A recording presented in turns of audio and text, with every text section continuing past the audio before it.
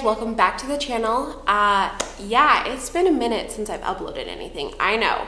But while I was away from YouTube, I have been using our home gym, trying out all the equipment that we've purchased, and I'm ready to come back with some reviews for you guys. The very first review, which I have been wanting to do for weeks now, so excited, is to review this beauty behind me, which is my Bella bar from Rogue. Originally, when I was looking for my bar for the gym, I just considered men's bars. That's always what I've used in the 6-7 years I've done weight training. I'm just comfortable with them. But when I was on Rogue's website, I did start researching the differences between a men's bar and a women's bar. Basically what I did is I broke down the differences between the bars, considered whether I thought it would be a pro or a con. I was very conflicted on what I should go with, but in the end, I did decide to buy the Bella bar. Quick disclaimer, I am just kind of your typical weightlifter, so I do a lot of the general lifts, you know, squat, deadlift, bench, hip thrust, shoulder press. I even use this bar for arm workouts like curls. I don't do CrossFit, I don't do powerlifting, I don't do any sort of Olympic lifts. I will try to mention some of the reasons why people do choose these bars, specifically like CrossFitting, Olympic lifting, but I don't have any experience in those areas, so thought I would let you guys know that. I thought for today's video, we would compare my bar next to my husband's bar, which is the Ohio bar.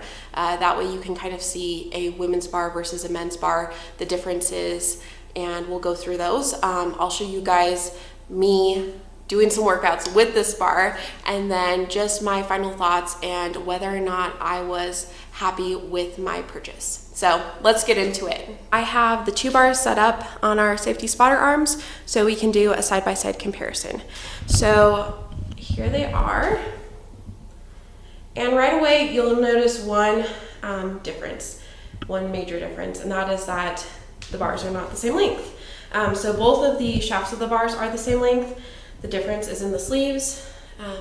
As you can see, the Ohio bar is longer than the Bella bar. I'll show you the end caps. This is David's bar. So this is his Ohio bar. Let's see if we can get to focus. The end cap looks a little bit different than a standard Ohio bar. It's because it's boneyard bar. And right there you can see the weight. So it says this is 20 kilos. And then next to it, I love the end caps of the Bella bars. I think it's so cute. I actually had a lab named Belle, so maybe that's why I like it so much. Hopefully you can see it. It also says the weight on this bar, and it's 15 kilos. So that's another difference of these bars, is the fact that there's about 5 kilos difference. So conversion to pounds, usually people round up because the exact poundage isn't a 5 pound increment. So usually people say that the men's bar is 45 pounds and the women's bar is 35.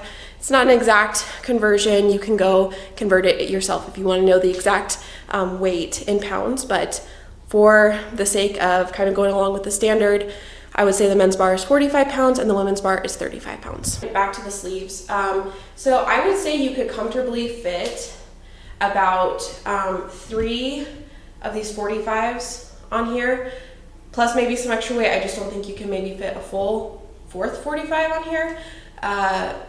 Obviously, like if you had iron plates or bumper plates that were slimmer, these are the mil spec from Rogue, you would probably be able to achieve more weight, but obviously for me, that's not a problem. I'm not anywhere near that weight on my lifts, so that's not an issue. But if you are someone who's like a power lifter or someone who's considering, you know, lifting with a lot of weight, that might be something to think about. But one other difference is not so obvious, and that is the diameter of the shaft itself. So women's bars have a smaller diameter to give you a better grip compared to the men's bar. I wouldn't say it's I guess it's not as noticeable until you grip it, and I can actually touch my fingers all the way to the back of my palm when I grip the Bella bar, versus a men's bar I can barely touch. Like I said in my disclaimer, I am not a CrossFitter. I don't do any sort of Olympic lifts, but I have heard that with the grips that you're supposed to use, especially with the Olympic lifts, I want to say it's like thumb under, thumb over, I can't remember. Don't quote me. If you know, comment below and let me know. But basically with women, a lot of times with a men's bar, it's hard to achieve that grip. And so women's bar, you're actually able to get that grip, or it's easier to grip. Whatever the case may be, those are the main differences between a men's bar and a women's bar. One thing I did not add earlier about the bar. Now this is the only issue I've had with the bar. It has nothing to do with the Bella bar.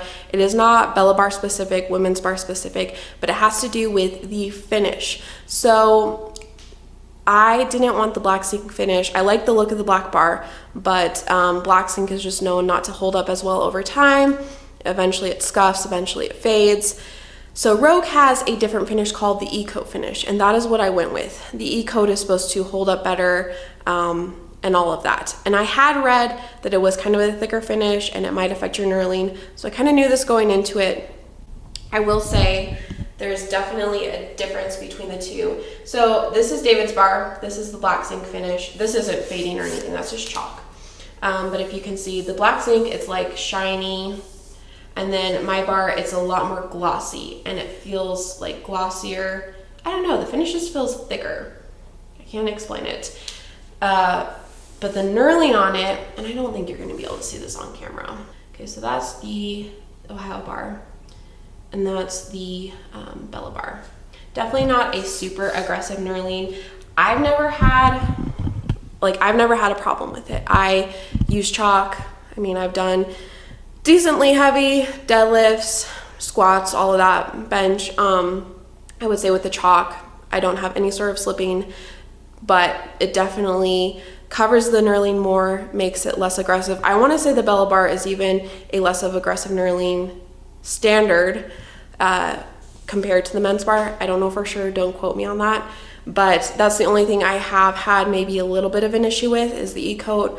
That's just something for you guys to think about, especially if you do like a more aggressive knurling. Okay guys, I just warmed up. I'm going to do a couple exercises so you can see how it looks with me using the Bella bar, actually doing a workout. I am gonna say this was a bad day to film this video. I am getting that really bad second day soreness. I had a really high volume leg day 2 days ago. So I just did a quick warm up. I tried to stretch out my muscles a little bit. You're not gonna see any PRs or anything like that today. I'm just gonna probably throw 45s on for deadlift and squat, and then like 10s or 15s on for bench. Maybe throw in some arm workouts. We'll see how motivated I am. But yeah, let's get into it.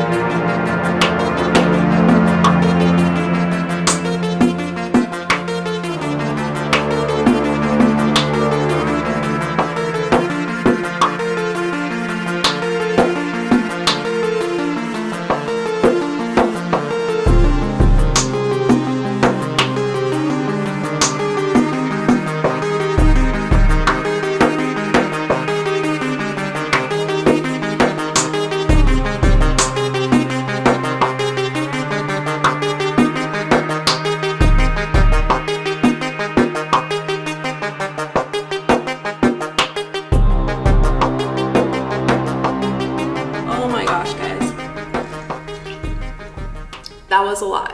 Now that we've gone through the workouts, the comparison, all of that, let's get into my final thoughts after using this bar for 2.5 months. I'm very happy with my decision. I personally wanted a lighter bar with a better grip. I lost a lot of gains from my pregnancy and then my postpartum journey back into fitness. I had just gone back to the gym, only had been there a few weeks when COVID shut the gyms down. So I'm still in the process of trying to get back to, you know, the PRs that I was at and the strength that I was at, still have a ways to go. I wanted something that I could work with that would be easier to use, especially for upper body. I have not done bench press. I mean, I'm doing it now, but prior to the home gym, I have not done bench press for almost 2 years. It's been a long time. So having something lighter that was easier to work with, especially even just doing bar work, so that I could focus on form, focus on building up that muscle memory, that was important to me, and definitely that has been the case. I have really appreciated having that lighter bar. I will say the only difference that I really noticed coming from a men's bar was with squatting. Something about the bar, just that smaller diameter, it did feel a lot different when I was first squatting with it. It took me a little bit to get used to that bar and that feeling on my back versus a men's bar. It just didn't feel quite as stable or heavy, I guess. Obviously that makes sense, but that was the only one that I feel like I had to get used to it. With bench and with deadlift though, having that smaller grip, I actually really liked that. I felt like I just was on the bar better. My hands weren't slipping at all. I just had a better grip. And so for all the workouts, honestly, I have not had an issue. In fact, if anything, it's been really nice using a women's bar. That being said, you can do this with a men's bar.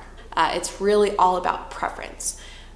I think where a women's bar could be a benefit is if you are someone who is smaller and maybe maneuvering a men's bar isn't very easy for you, and maybe it's even intimidating. I think there are a lot of women who get intimidated by weightlifting, certain things that are really heavy or hard to figure out, can even drive them away from weightlifting. I've noticed that just with friends and my own personal experiences. So having a bar that is easier to pick up, to move around, to lift, I think could be beneficial to a lot of women, especially if you are intimidated or you are finding it difficult to use a men's bar. All right, that concludes this review of the Bella bar. I have wanted to do this video literally since I bought this bar, and so hopefully after my 2.5 months of using it, I gave you guys a good review and you found the information useful.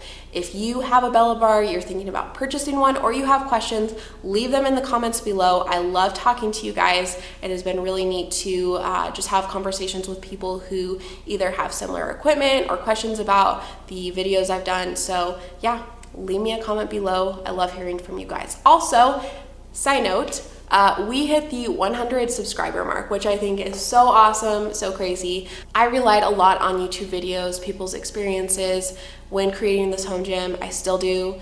Those are some of my favorite videos to watch. So I just want to add to that community, add to the knowledge, to the videos out there. So thank you guys so much. Hopefully I will have another video coming soon. I have a bunch of reviews I want to do, and also maybe just some videos about like where I'm at in my fitness journey, some upcoming goals, some home gym workouts, whatever you guys want to see, let me know and I will try to make it happen. Okay, thanks for watching this video and I will see you in the next one. Bye.